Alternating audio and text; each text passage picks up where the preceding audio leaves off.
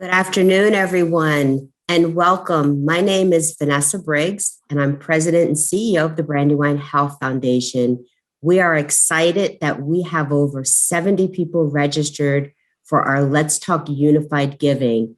This is a series of conversations that we've been having, and today's conversation is focused on allyship. So feel free to drop your name and organization and affiliation in the chat as a way to introduce yourself. So here's a few Zoom housekeeping tips. We are recording this session and we promise that it's going to be an engaging conversation, and we hope and encourage you to share the link with your friends and colleagues. Your mics are automatically muted, and we would ask that you add any comments or questions that you may have during the discussion into the chat. And after the panel is complete, we'll be addressing all of the questions that show up in the chat. I also like to thank our sponsors, Walworth and Greenwood Law Firm, for their generous support for this virtual event. And so I wonder, why did 70 people sign up for allyship? What's so sexy about the topic of allyship? And who knew a year ago that we would be at the Brandywine Health Foundation hosting a discussion on allyship on the heels of the death of George Floyd and when the trial is currently underway, as well as we are witnessing the most recent anti-Asian attacks, especially towards women, youth, and older Americans. These attacks are the latest in the U.S. long history of systemic racism, gender violence, and white supremacy. I think it's safe to say that the nation has awoken. And many of you, like the Brandywine Health Foundation, we have been embarking on racial equity training. And many of you are trying to find ways to explore how we can continue to show solidarity for others that do not have the same lived experience, same socioeconomic status, does not all look the same, and simply experience life differently because of the color of their skin. At the Brandywine Health Foundation, like many of you, we are embarking on putting racial equity into practice and believe allyship is one of the many strategies to do so. We also believe to change perceptions and action, we must unify and come together with our shared beliefs so that we can create a more just society. So today we're excited to bring to you this particular discussion among foundation leaders and consultants that will take a deep dive into what allyship means to them and how they are showing up differently in their community in order to better serve their community. So with that being said, I'd like to introduce our moderator for today's panel discussion, Sydney Hargrove, President and CEO of Philanthropy Network of Greater Philadelphia. Sydney certainly is no stranger to this topic and has been leading the philanthropic sector in the region and putting action behind a social justice, anti-racist movement, of course, which allyship is a key component to that. So Sydney, I turn it over to you. Thank you so much, Vanessa. Thank you to the Brandywine Health Foundation for inviting me to moderate today and to join such an awesome panel. I'm looking forward to an engaging time together. So let's hop right in. I'd like to offer to you just a bit of framing for today, a way to approach this particular session. Many of you know that when we talk about topics like this, I always talk about setting the table. And to set the table today and to be in the right frame of mind, I'd like to draw upon a metaphor of seed germination. So I'm the grandson of Southern sharecroppers. And as you know, if you hold a seed in your hand, it has a hard outer shell to it. And that hard outer shell, once planted in fertile soil and given water and light, the outer coat cracks. And then out of that comes the cotyledon, which also cracks again and produces a leaf and ultimately a seedling above the ground.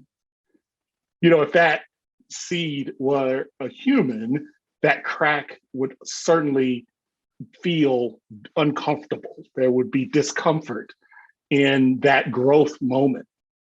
So The cotyledon produces that foliage, and ultimately the seedling then is able to plant it other places and grow once again and start over. So today I'd like to say to all of our panel and to others that our panel is simply here today to plant seeds. They're going to plant seeds of their experience, their knowledge, the challenges, and those seeds have an opportunity to be fertilized with your curiosity and coming to the table to learn and to be curious and to be open for growth. But just like with that, the scenario with the seed, it might very well produce some discomfort. And discomfort is okay. I encourage you, if there is discomfort today, for you to write it down, write down what was said that prompted it, reflect on it during and after the session, because I'm sure that discomfort is a requirement for growth, and seedlings of truth will lead us to racial equity and intersectionality, justice, and liberation. So with that, I'd like to get started by offering up the first question. And with that question, our panelists will also introduce themselves. So the first question is, what does allyship mean to you personally and professionally?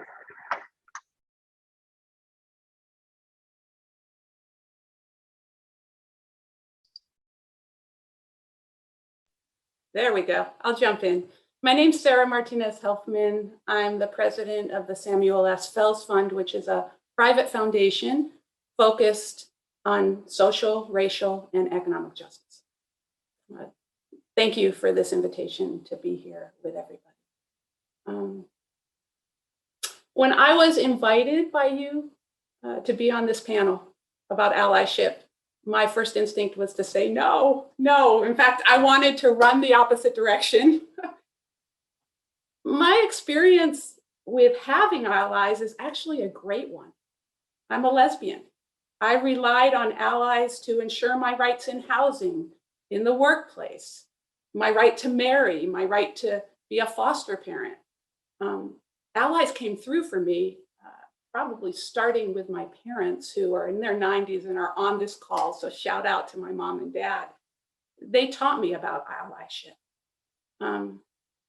So I have a good experience with that. However, the reason I wanted to run the other direction was because the first time, really the only time, I called myself an ally, it didn't go so well. It was about 15 years ago. I was in a session on racism. I was one of the only white people at my table.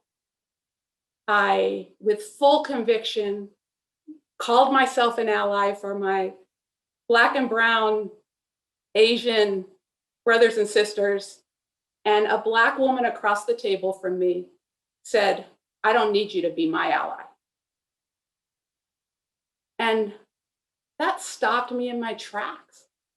I was confused. I think I was upset. I felt all the fragility, that white fragility that we read about and hear about now. I didn't cry, but I felt it inside me. And I thought, what's wrong with her, right? Me with all my good intention. And it took a lot of reading, learning, listening, falling down and getting up and trying again, to understand that there was nothing wrong with her. There was something wrong with my understanding about what it meant to be an ally. That talk is cheap. And white people, especially white people in leadership, we talk a lot. But my claiming the ally mantle myself engendered distrust, not trust.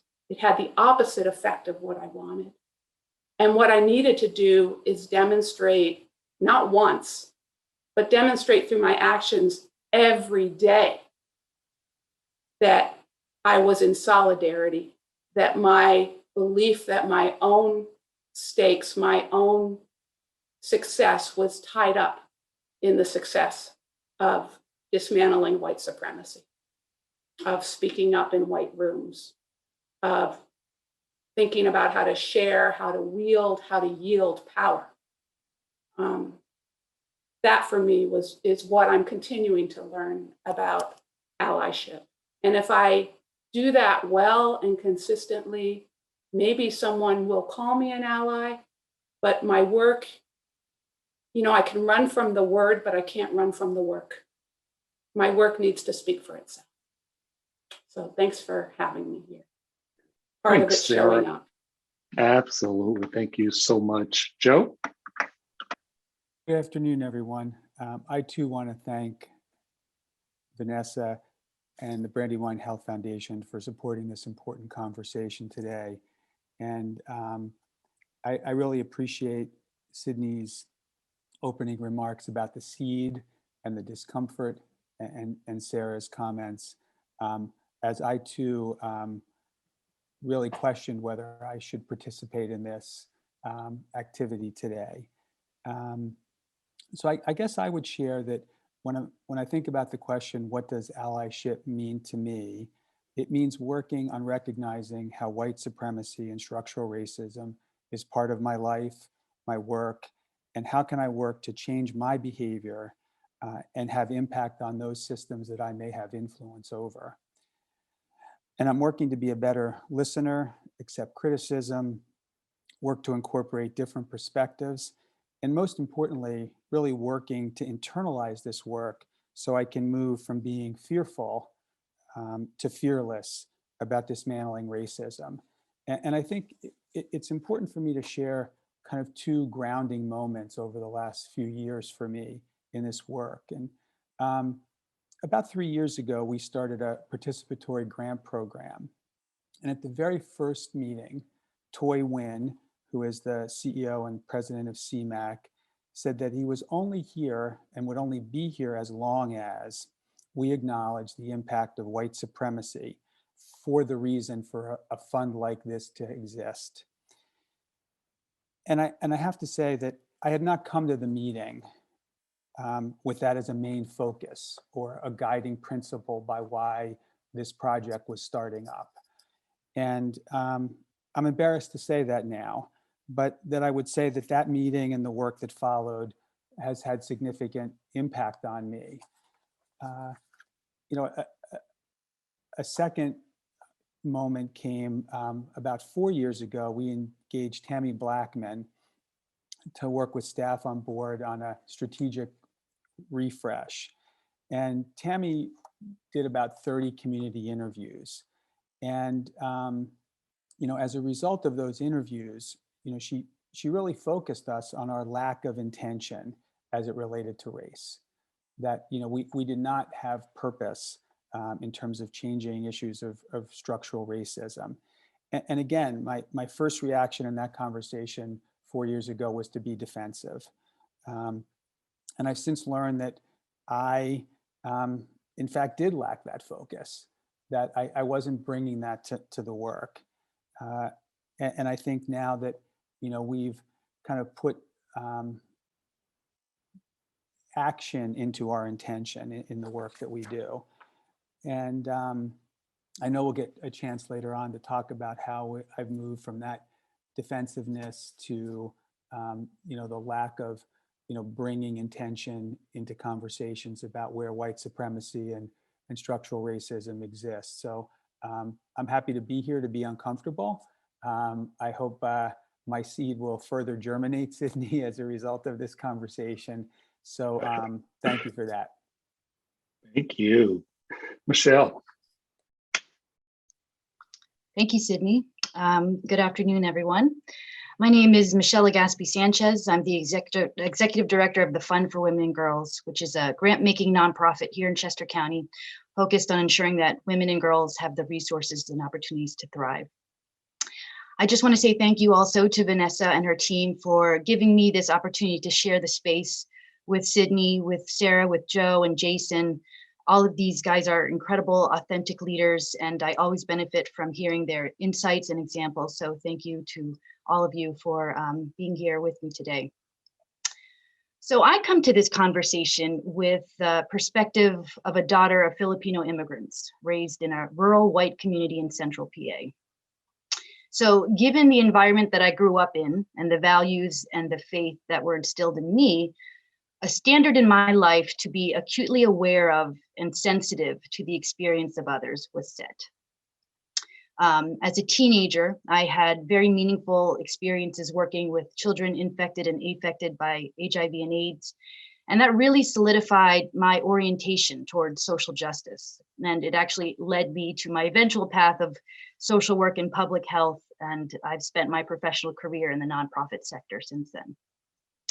So before I came to the fund almost 6 years ago, all my work had been at direct service organizations where I took on many roles related to evaluation, development, advocacy, and program work. And what was interesting to me is that when I had to meet with funders, I was always struck with how many of them did not look like me or the individuals that we worked with. And that really felt strange. And that's really actually what motivated me to shift to work in philanthropy. So for me, allyship as this thing or a buzzword that we have to convene conversation on feels funny because I know what it looks like and I know I've been working to pursue it my whole life, but I don't or didn't necessarily have the language for it, right? Or the need to articulate it. Again, it's just been an orientation, a way of life. It's the water in the fishbowl that I've grown up in and have been swimming in. Which is why I don't really draw a line on allyship personally and professionally. To me, it can be practiced regardless of your job or your line of work. But I do think philanthropy really presents a very unique and powerful opportunity to pursue it. And I understand that for many folks who are on this call, you may not have wrestled with this concept until more recently, right? And that's okay.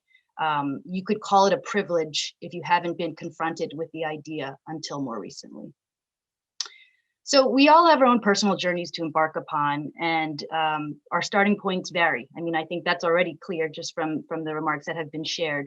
And I'm just glad for this opportunity to dig deeper and you know, plant our seeds and water our seeds together through the course of the conversation. Thank you so much, Michelle. Jason. Good afternoon. My name is Jason Alexander. I am a principal and co-founder with Capacity for Change. My wife and business partner, Megan McVetti, and I have our business based here in Chester County. And we have the privilege of working on strategy with philanthropic, nonprofit, and public organizations throughout the region and the country. I'm also here today as the immediate past chair of the Brandywine Health Foundation. And in listening to my three colleagues introduce themselves, I frantically rewrote all of my answers to this first question.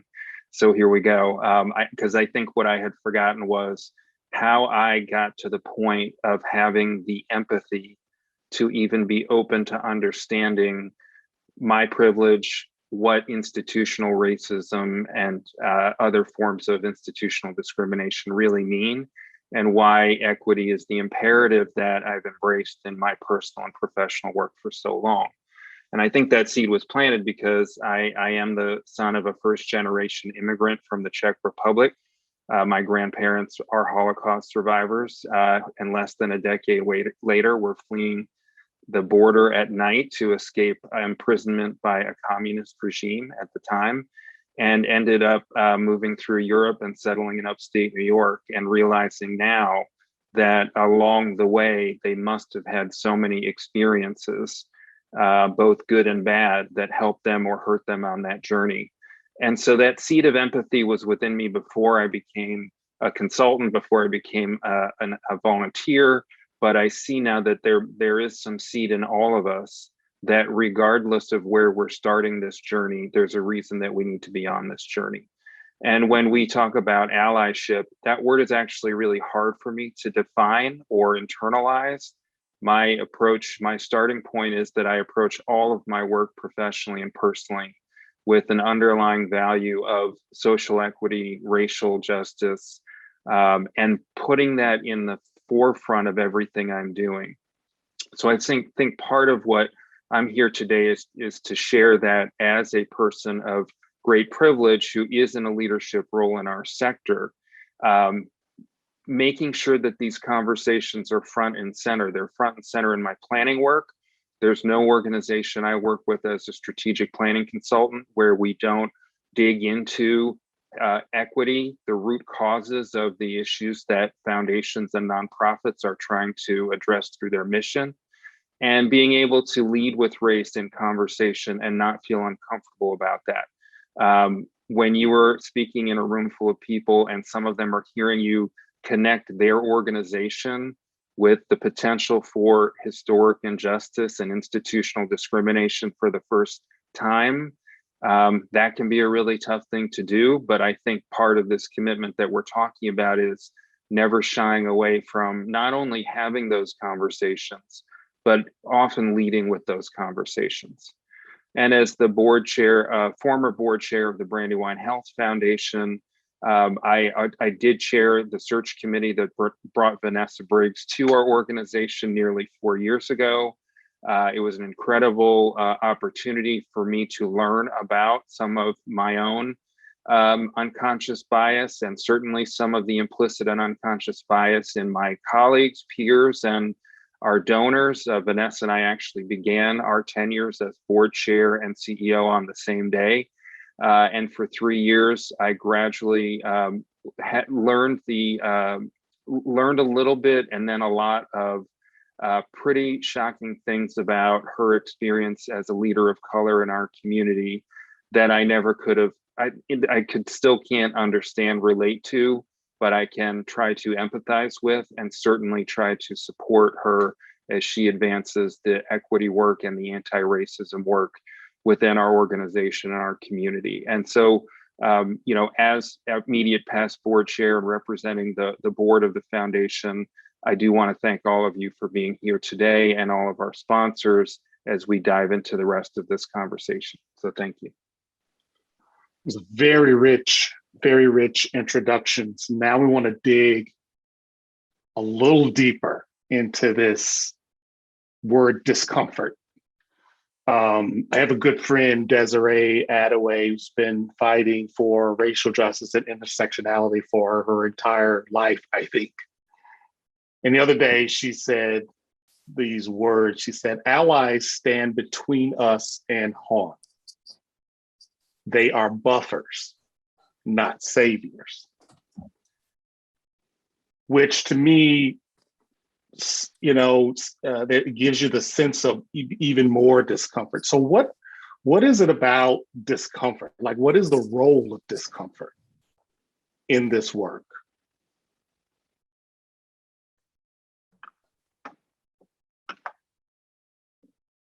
Either one, Sarah?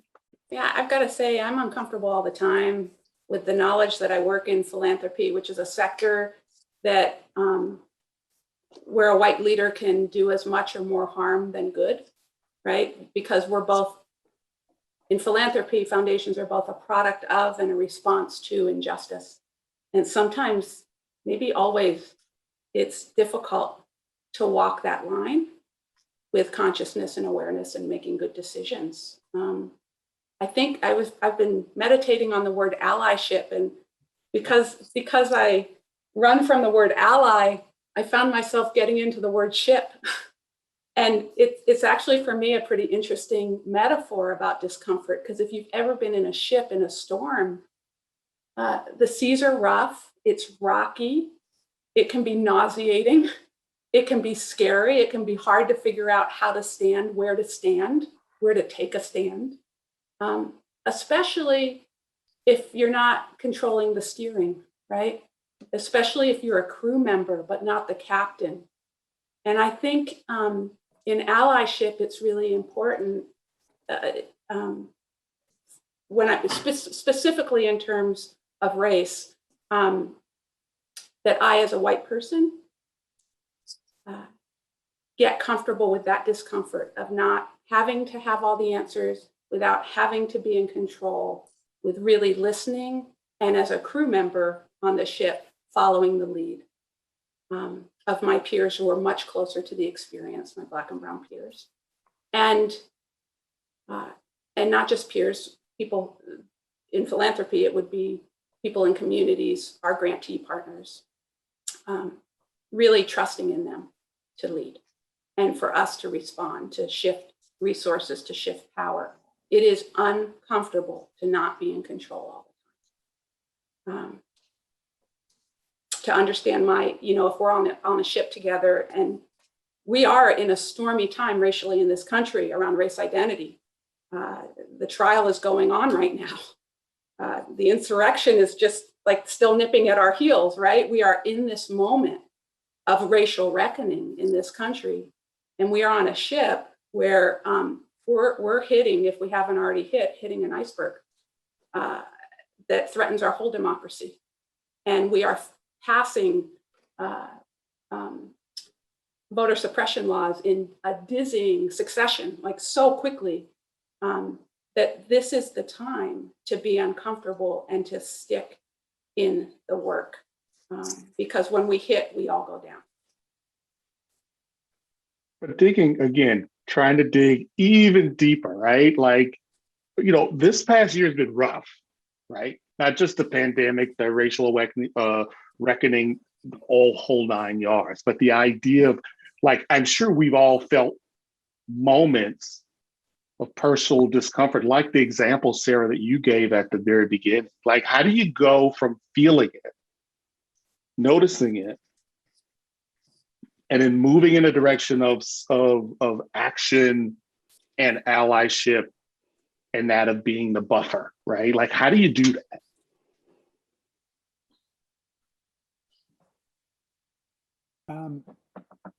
Sydney, I think for myself, it's taking that discomfort to people that I feel like I have trusted relationships with, whether they be Black or brown or white, but really having those conversations where I'm trying to educate myself, bring how I'm thinking about the work to them, doing this with staff, and then being open to hearing how people, will challenge my thinking, and then really working on bringing that to broader audiences like today, or other conversations that I've been asked to participate in. So I think it's first, for me, it's been testing it with people that I have a relationship with, and then taking it beyond that. Once you're comfortable in that moment, it's challenging yourself to find another moment, like today, where I can push myself to be more informed coming into these conversations, learning more, and then being open to what others are saying. So finding those who you're in relationship with who will tell you the truth based on their perspective, and dialogue with you on, have a discussion about it. And then not live in the safety of those trusted relationships, but then bringing it to another level with a different audience. Yeah. Michelle or Jason, like any thoughts about like how discomfort shows up in your space, and kind of how you get from there unstuck from that discomfort and to move forward? Sure.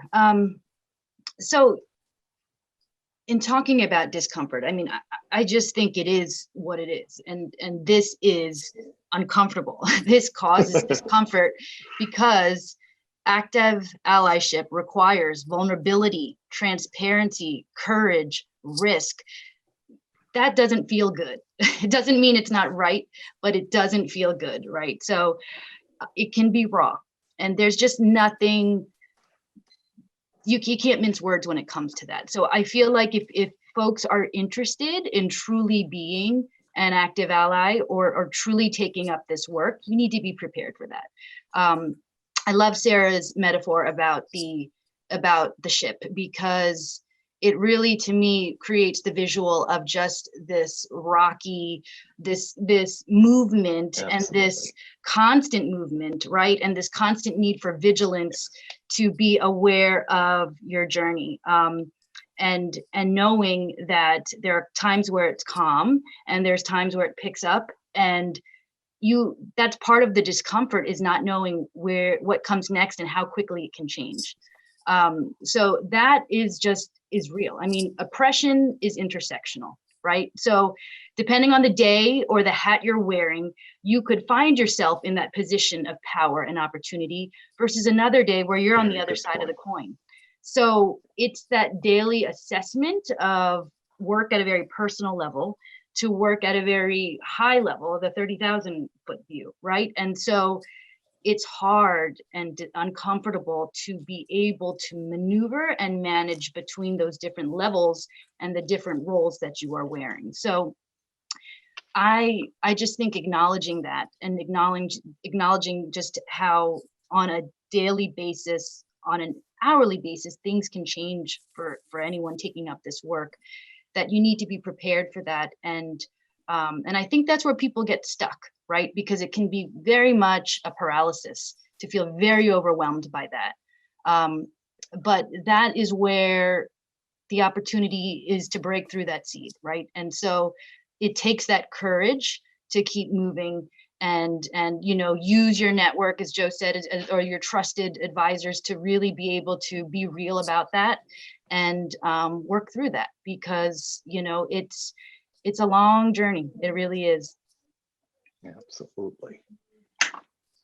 And I would just add to that, build on what Michelle was saying, that I have and I think many of us are attending today are either board or staff members of nonprofits or foundations, not all.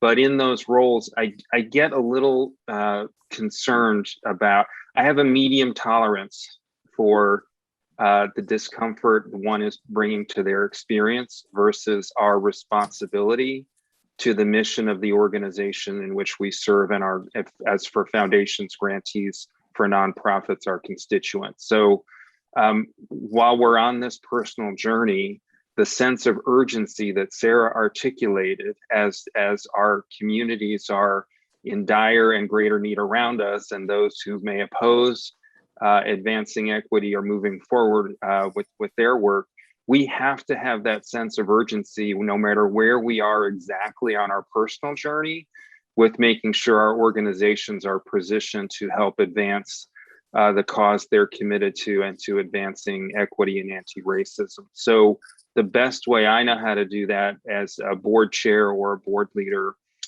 is to trust the leaders of color in my own organization and our grantees to make decisions based on their experience and expertise, and being on really grounded and authentic engagement with the people that we're serving. I can only do that from a 100,000 foot view as a volunteer board member, not living necessarily in the community we're serving, and certainly without the personally experiencing a lot of the challenges and racism, other forms of injustice that our constituents are facing. So it's lead, but get out of the way. And if I need, when I'm struggling with my own personal journey, I know I can reach out to someone like Joe, or really, I think a lot of people, anyone on this forum, and talk about that. And we should talk about that. And frankly, we do talk about that. And Sydney, you've led the way in making sure Philanthropy Network members have the opportunity to talk about that. But I really would stress that when we're serving our role as a leader of a foundation or nonprofit, we have to put that sense of urgency first, put our own discomfort second, and let leaders of color lead the way. So it's striking to me that all four of you have given examples weaving in and out of the individual feeling and work as well as the institutional, right? So it's often certainly in philanthropy, when we talk about racial justice, racial equity, centering racial equity and intersectionality, we spend most of the time talking about the institution, right? And not realizing the role of individual work in all of that. So with that, I'll make a slight shift to talk about your institutions. Like, what does doing this work look like for you? What actions are you taking in your organizations and if you have any stories of actions that you're taking personally, right? Because it is both, it's a both and. I think, Michelle, you did a great job of saying the same thing, right? It's a both and. So if any of you'd like to kind of to offer what this looks like, what does this work look like for you, both personally and in your organization?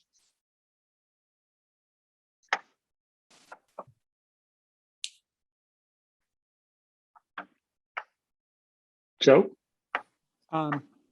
Sure. Thanks, Sydney. I guess I can touch on a few areas professionally, and then at the end talk about it personally.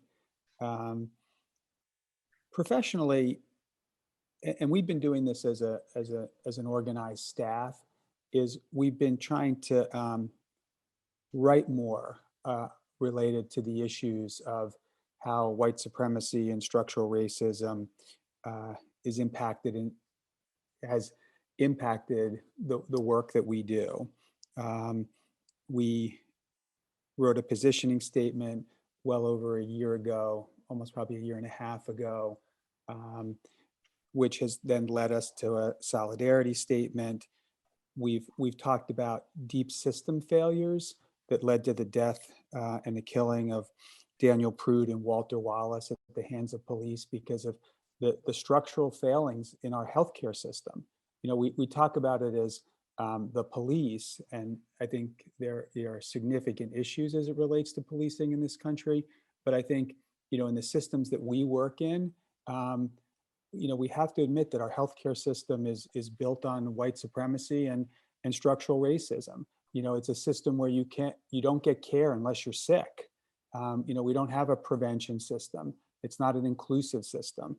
So, we've done a lot more, writing about that, and not only folks at the foundation, but we've brought, outside experts into that work to write about, most recently, Doctors Shim and Stark wrote a paper on racism, COVID-19, behavioral health inequities, and the emergence endemic that's happening in this country. So, we're doing more about, putting ourselves out there to talk about these issues and how they impact the systems that we hope we can influence more broadly. At a grant making level, we've challenged ourselves in fiscal year 2022 to and put numbers behind where we want to see our funds go. This is the first year we've done this, but we've talked about 60% of our grant making we want to be intentional about going to Black, Indigenous, and people of color who are leading organizations. We want 75% of the people served in those grants to come from those communities. We're looking at 90% of the organizations we fund, do they have diverse boards and staff? And we're trying to do more 50% multi-year grant making. In our grant making too, we're trying to raise up community voice in the work that we're doing with the Community Fund for Immigrant and Refugees. We're creating another fund with others around the Kensington community, and how do we bring a participatory process to that community, which has really no voice in Philadelphia. And if anything, there's a containment strategy to keep the voice within Kensington and not take it beyond that. I think that we, two more examples. One, we've long screened out negative screens in our investment portfolio, like we've not invested in tobacco, firearms, gambling. But now we're trying to take a more proactive role, looking at diversity in our money managers. And we've always spent beyond 5% of our endowment on an annual basis since our inception.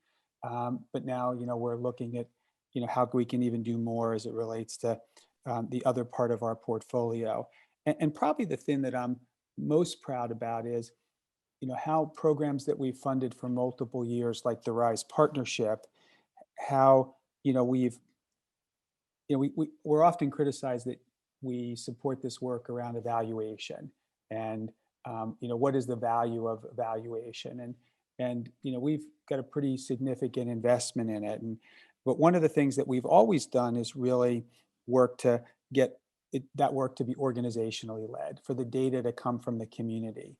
And I think one of the things we've been more outspoken and talked about is that, and I think this is part of the reaction around evaluation is traditionally white normed. Evidence-based practices are white normed. So, how do we, break that down? So I think programmatically, we're changing the work we've been doing. We're trying to be more outspoken about it. I guess just the last thing on a personal level, in this last year, it is being more thoughtful about race and structural racism has changed my relationships with people that I have known for a long time. It has caused me to spend less time with others and more time with others, with different folks. So I think that, I'm trying not just to live it in my work life, but also bringing it into my personal life, and challenging relationships that for a long time were very comfortable. And when you bring race into it or the politics of America right now, it has changed who I hang out with at times. So. Great. Anyone else like to add to that? We'll have a few more answers from our panelists on that question, and then we'll go to question and answer. Well, I would say from Brandywine Health Foundation perspective, we've taken I think a really good 3-part listen, plan, act, repeat cycle under Vanessa's leadership, but with real, I think, strong board support. And so the listen is, and I know there's often questions, okay, you're listening, who are you listening to? Well, I would go all the way back to this in the first 6 months or so of Vanessa's tenure as our new CEO almost 4 years ago. She spent time meeting our grantees, meeting our donors, meeting our staff and community partners. And the very first person I needed to listen to as board chair and our executive committee did was Vanessa as a new leader of color coming into our community and our foundation, and slowly build the trust where she felt like she could share with us from her perspective some of the challenges that she might be facing as our new CEO. And then we built that all into a way to listen to our broader community, so it wasn't dependent on Vanessa to be the kind of the sole interpreter or bridge between our community and our board and other staff. So we did grantee listening sessions. We then moved to Let's Talk strategy, of which this is a part. The Let's Talk conversations, which Vanessa really masterminded, are not conversations with just anyone, they're conversations with everyone. So pre-COVID, we were able to bring together in person community residents, constituents, nonprofit leaders, civic and faith-based leaders, county leaders, and police and first responders, teachers, just talk about what's happening in Coatesville and how should that change the way the Brandywine Health Foundation acts in our community. We also use community engagement consultants, because, as specifically Tammy Blackman, because we also understand that no matter who you are, people aren't always going to tell you the truth when you're asking and you're in a position of power as a funder to ask, how are we doing on equity? How are we doing, what are the issues that matter to you in a community that, is very diverse and is dealing with a lot of root cause issues. So that listening work fueled our planning work, and our strategic plan that we currently work under transformed our mission, our guiding principles, our goals, and our grant-making strategies to really center equity and anti-racism. And that leads to our action, and the action is being perpetuated under the leadership of Rick Clark, our current board chair, our board, Vanessa, and our incredible staff, where we've done advanced racial equity training internally with AbbVie. We have moved towards trust-based philanthropy.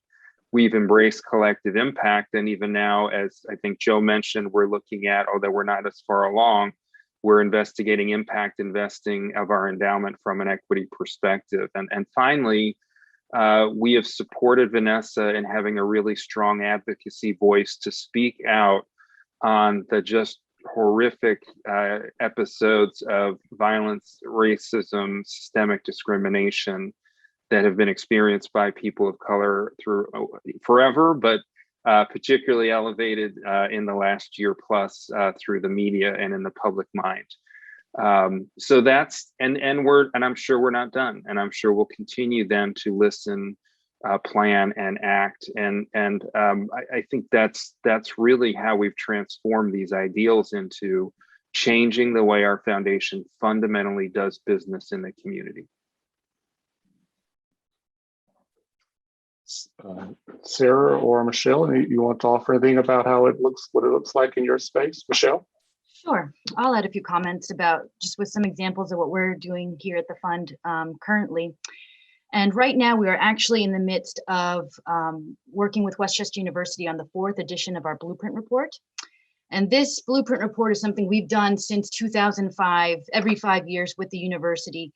And it's a comprehensive study about the needs of women and girls at the local, the state, and national levels.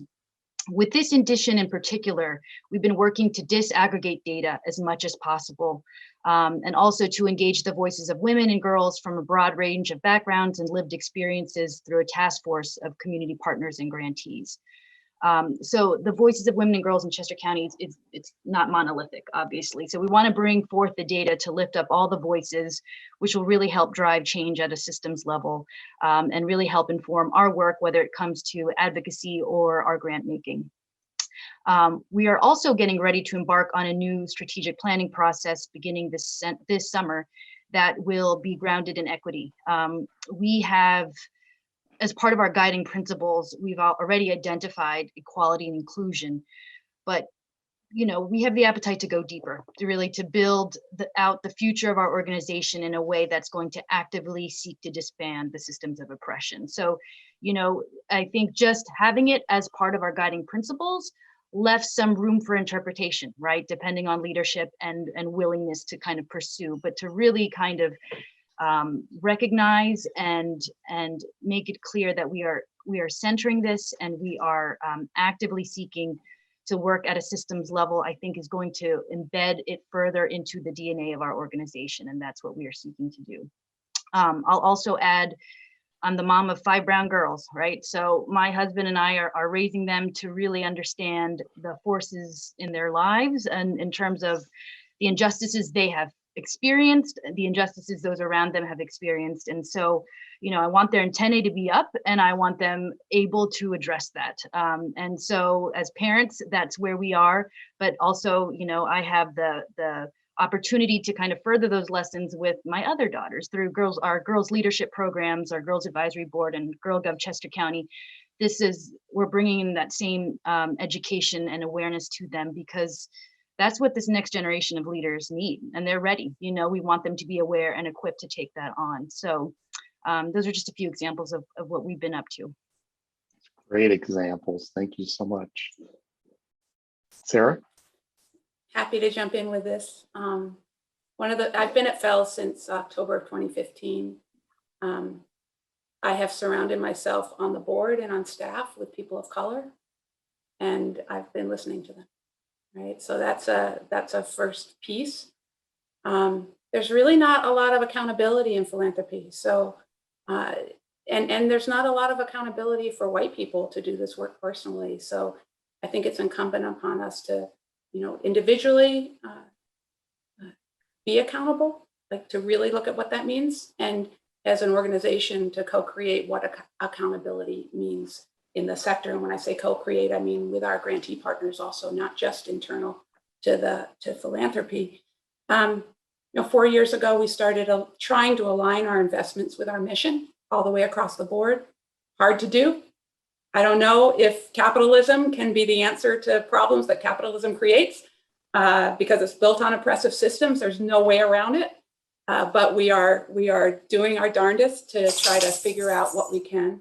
And if we can't align it, then what is our responsibility with our money and our power then, if it can't go in the markets? We are tracking grants to BIPOC-led organizations to get our baseline. We've just gone through that process. And again, disaggregating the data. I'm glad you said that, Michelle. I think that's critical. So not just saying white and people of color, right? But really looking at the different groups and identities of race that we're funding in leadership positions and communities that they represent.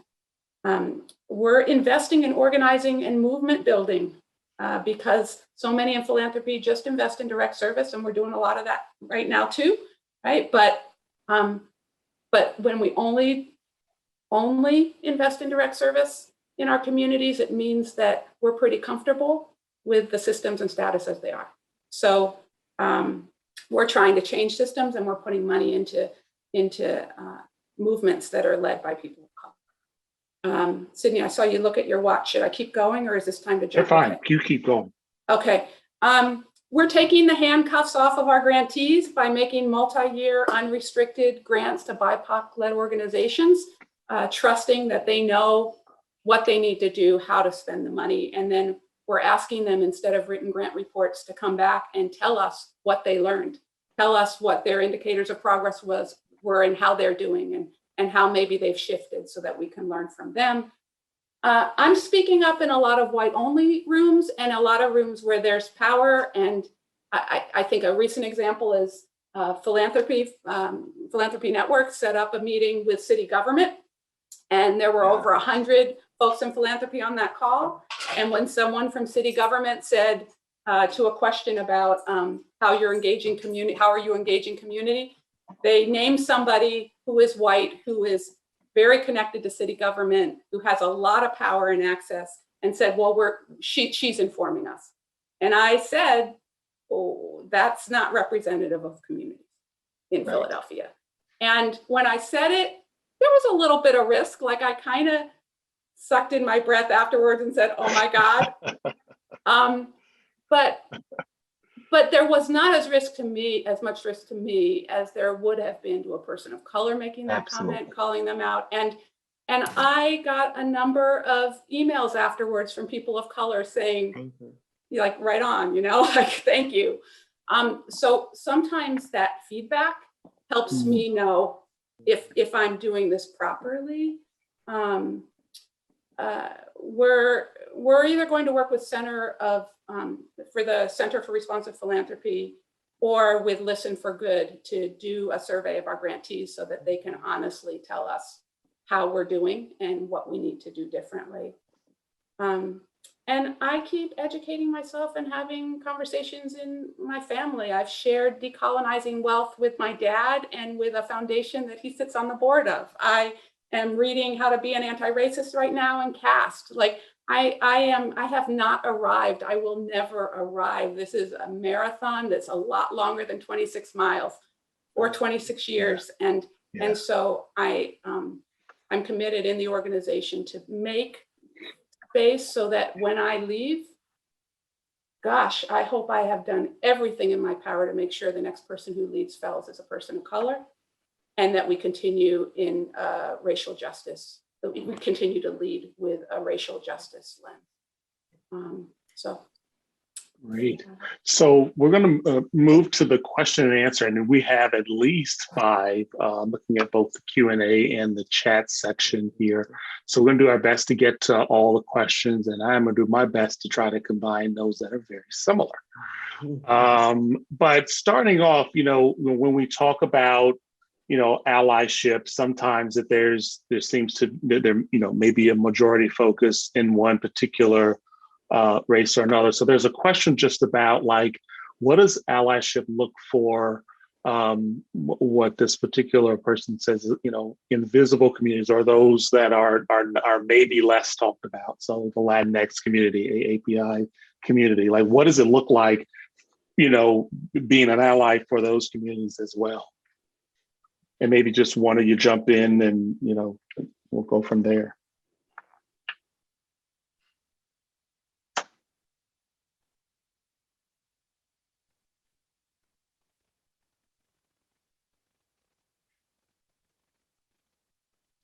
Sarah, Joe, Jason? I think in underrepresented communities, I think that's the caution that we all need to take, is that, are we looking, broadly at what communities need to be supported and lifted up? And I just I saw the comment in the chat, and I recognize, Sabrina's comment on that. It's not something that I have an answer to. It's something that, I struggle with in terms of, how do we know who is least represented?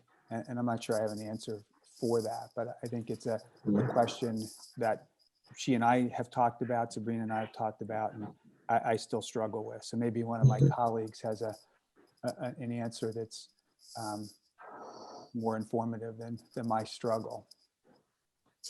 Hey, Sydney, I can take a stab at that. Please. I think it really is, how do you show up authentically and advocate for those who are invisible? And that takes time. And what's the measure that you've actually authentically engaged that group of individuals? So trust has to first be established. And from there, you can really advocate on behalf of what they're saying their needs are. But more importantly, beyond using invisible communities, or communities, I like to say, that have oppressed voices, you have to walk alongside of them, and they have to determine what the needs are, as well as drive the solution. And I think that's one way that we're doing it at the Brandywine Health Foundation with our community. You have to really position yourself to be a true advocate, and it's not self-serving. It's not being an advocate because you're trying to promote your foundation or your organization. It's truly because you're trying to give voice to the voiceless, to be quite honest. So that's how I would sort of answer that question. Yeah, and I love that. I love that you also, specifically integrate voice, right? Like at the end of the day, we've got to listen to all voices of oppression, right? Because it's not just race. I mean, today is International Day of Transgender Visibility, right? So to what degree are we pressing ourselves to learn, listen, right, in discomfort, that it might allow us to grow and understand multiple communities, right? And what it means when we talk about systemic oppression and intersectionality, right? Which is what, Michelle mentioned. Like, it's deeper than just saying, well, I'm going to listen to the Black community and I'm going to, it is work. And it is a long journey to do that. So let me try to pick up on another one. I think there was a question for you, Michelle, around youth development, to say more about what does it mean as far as developing young leaders, some additional ways that we might create a pipeline for young, confident leaders. Sure. Before I tackle that, I just wanted to tack on to your comments and Vanessa's comments. Please. Just more of a caution, because as I was listening, hearing a lot about listening, and of course that is a starting point, right? And I would just say that I think it's really important that when you make the commitment to listen and walk alongside any of these oppressed voices, yes, you have to be fully committed. And when it's really uncomfortable, you can't walk away. That's right. Because nothing hurts more than the feeling of being betrayed and abandoned, I don't even want to say at the finish line, but just, in the journey, right? And so the person that's feeling oppressed never has the luxury of walking away from that experience. And so it is a power dynamic that is so real and can be so harmful and consequential to the movement, at an institutional and organizational level, or at a very personal level. So I just wanted to throw that caution out there, because such a good point. If you're building trust, that is one of the first and common ways to unravel it, is walking away right there. So I just wanted to be sure to bring that up. In terms of youth development, so with our programs, we have a girls advisory board that has been around for 16, 17 years, where we use educating young women about philanthropy and community needs to really help them find their voice in leadership. We have implemented a newer program in the last 2 years or so called Girl Gov Chester County, which is actually in partnership with the Women and Girls Foundation in Pittsburgh. So we are a chapter of that program, which teaches girls about civic engagement, advocacy, policy. And in both of these programs, these girls are fully in the driver's seat of talking about what is pressing in their communities, and then engaging in either philanthropy to address those issues, or through advocacy campaigns and other efforts to address them. So I think what's key in these programs, and I think in leadership or youth development in general, is first of all, creating spaces for like-minded, passionate young women, in our case, to connect, because there is so much that they get and really value just from those informal organic conversations that happen just because the space has been created. So I think providing that is really important. We have seen that they have also really flourished with the opportunities for mentors. So women in the communities who, in our community, who hold different positions in different industries, and just we've done like speed networking with them, or we have asked these women to be more established mentors to the young women. And so that helping to create those relationships is certainly, and giving access for these young women to and windows in to their work has been very important and effective. And so I think just, now that we, with GAB, for instance, again, being in its 17th year, we have seen these girls grow up, and they are now leaders in our community. They serve on our board.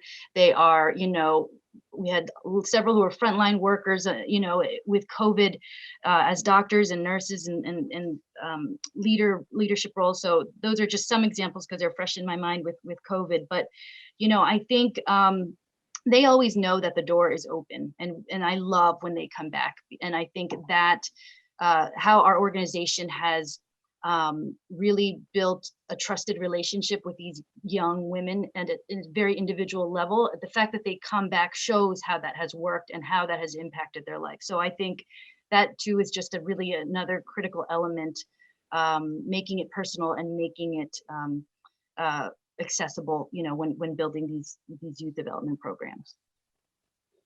Great, thank you. So there's also a question just about boards and equity, broadly speaking. And I think, pretty sure I'm aware that all of the panelists here, you have different approaches to not only building a pipeline for your board, but also opening the minds of existing board members. So if you could speak to what does it mean to diversify or center equity with your board, both existing as well as future board members' perspective.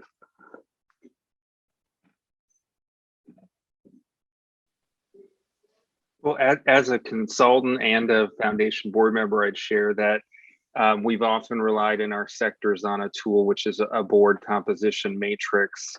Traditionally, that means making sure we have the right representation of people with professional expertise to share and demographic diversity. But the one thing, the one thing I'd like to share that hasn't come up today is that part of this conversation in philanthropy in particular needs to be about centering the voices of people with lived expertise. We've talked about it broadly, but not specifically. And lived expertise means, obviously experience, true life experience of the root cause issues, the symptomatic issues, and frankly, the solutions that we in philanthropy fund and the nonprofit sector delivers to help alleviate those experiences and improve quality of life. So part of diversifying a board is, I would recommend as a consultant, is not just being thoughtful around, do we in every way represent the diversity of the community we serve in terms of age, gender, race, ethnicity, sexual orientation, or identity, et cetera, but also that lived experience and valuing that lived experience and treating it as professional expertise. And for many organizations, that means if we want people in the community who have lived experience to serve on our boards, we should be paying them a consulting fee to be there. And we're doing that in communities throughout the region already in some forward-thinking projects. So having some sort of matrix to ensure that we're filling the gaps in board and recruiting not just the next person we know, not just the next person from a law firm, with all due respect, that can provide some legal expertise, but make sure that we're filling any of those demographic gaps, including that lived expertise and lived experience. Hey, Sydney, I think we have time for a couple more questions. There's some in the Q&A that you may want to pick up. Yep, we can get that now. So I think here's one that that talks about, how we typically think about philanthropy and equity. We end up talking mostly about grant making. But at the end of the day, we all know that it's all the elements, all the segments of philanthropic practice. So how can we continue to call in philanthropy to examine all the ways in which a white supremacist culture and history show up in philanthropy?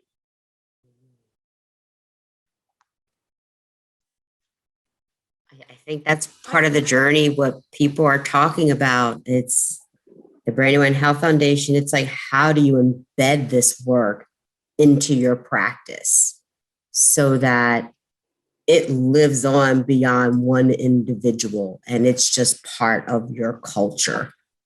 And that's probably harder to do than it is to say. Yeah. Because as you learn, you're learning your mistakes and you're learning and getting confidence in your courage. And then you have to translate that into an actual practice that it's going to live beyond that leader and operationalize that. Yeah. And it has to be embedded in grant making and hiring decisions and board governance and how you manage your endowment, how you invest your endowment, etc. It's in how you use your platform, even over and above grant making. How do you use your platform and power, right? Every aspect. And I know at philanthropy that we talk about like the 6 or 7 or 8 domains, right, of philanthropic practice, where grant making is just one. Yep. Right.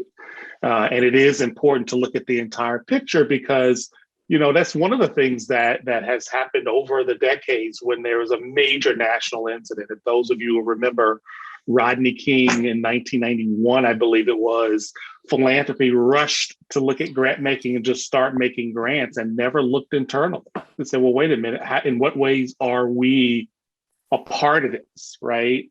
And that's what I think is different about this moment, is that you're starting to see that it's the full continuum. Mm-hmm. One additional question. Oh, you got something, Sarah? May I just add something to that? Please. We have a very diverse board, but just because you have a diverse representation doesn't mean that everybody's going to be aligned. In fact, with that diversity, the work can get harder. It does. And so we went through an 8-month process to approve a value statement that just got approved in this last board meeting, because we had to grapple with people's real differences around this. And at the last board meeting, as our opening exercise, because we always do something to share about ourselves, to connect the personal to the professional. For the first time since I've been at FELS, we asked people to write for 10 minutes about the messages about money they got as a child, either absorbed or told, because in philanthropy, every decision's about money. Who has it? Who doesn't have it? How much should they get? Who gets to decide? How to invest it? Everything's about money. And yet we don't talk about our own personal stories about money. It's easier to talk about politics and sex than it is to talk about class, not just in philanthropy, but in our culture more broadly. And so that was really profound to hear the different experiences about money and how that connects to the way we think about investing in communities, in the markets, all of it. I thought that was a really powerful conversation, because it's easy to say on the surface, diversify your board. And then what? How do you then come together around upholding a mission and certain values that allow you to accelerate through those little seams of equity to broaden it? Vanessa, do we have time for one more, or are we We like to pride ourselves on being good stewards of time. All right. And I think we tried to sort of address most of the questions. I do want to lift up, somebody put a resource in the chat, Cast the Origins of Discontents. And so I did put the link in the chat. It's a good read. It's actually on Oprah's book club, if anybody's following her particular book club, but just wanted to kind of lift that up. So why don't we move to wrap up? I feel like we need to have a part 2, because this conversation is just so deep and we are just scratching the surface. I shared with my team, I don't have an idea for the next round of Let's Talk, but it actually may be Let's Talk Allyship number 2. I think that's the direction that we're going in. So I'm going to turn it back over to you and Jason to wrap up. Great. Well, I just want to thank our panelists, and then Jason can come on up. It's been a really enjoyable hour and 10 minutes or 5 minutes spent with all of you. I've learned more about, even though I know you all well, I've learned more about you today, and I'm looking forward to the continued work. And thank you all for having us this morning. Jason? Well, thank you very much, Sydney. I'm going to just close with a very brief call to action and then thank everyone. And yes, I'm giving a +1 to continuing the conversation and hopefully being able to continue bringing in leaders from around our region to share their perspectives on these topics. But I think in summary, what I've heard, and I think what we would suggest as a combined call to action is, yes, there is a personal journey and there is a professional commitment, and we need to balance the challenge of that personal journey and the discomfort of it with the urgency that is being felt by the communities we serve and the need to take action. It's not an easy balance to make, but that we can use our philanthropic influence, our power to change policies, grant making, investments that can advance equity, social justice, and anti-racism for the organizations and the communities we serve.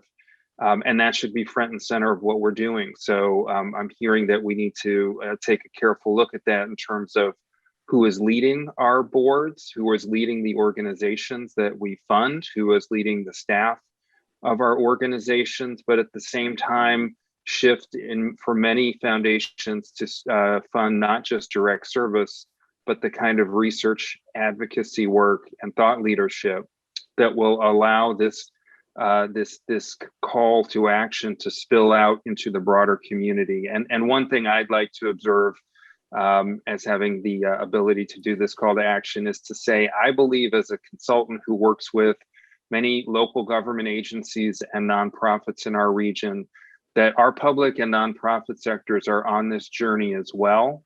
They are struggling through it. They may not have perfected it just like we haven't, but we might be in an enviable position of having more resources, more network connections, and frankly, more time to have the kind of conversation we had today.